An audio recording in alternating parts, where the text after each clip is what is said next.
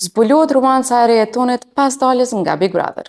Pas eksperiencës së tij të bujshme në Big Brother VIP Kosova, Toni nuk ka humbur kohë dhe është shfaqur të jetë aktiv në jetën publike, duke shfrytzuar famën për projekte të reja.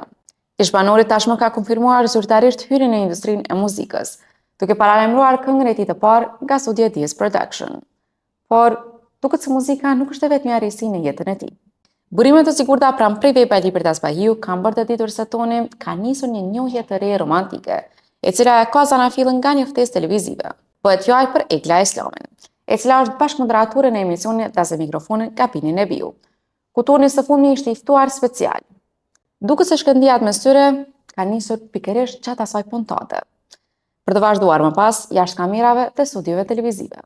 Dëshmitar akular kanë rrëfyer për Privej Libertas Bahiu se i kanë parë ata të jetë të afërt në disa lokacione të frekuentuara në kryeqytet. Sipas këtyre dëshmive, gjuha e tyre e trupit dhe kimia e dukshme nuk lën vend për interpretime të tjera.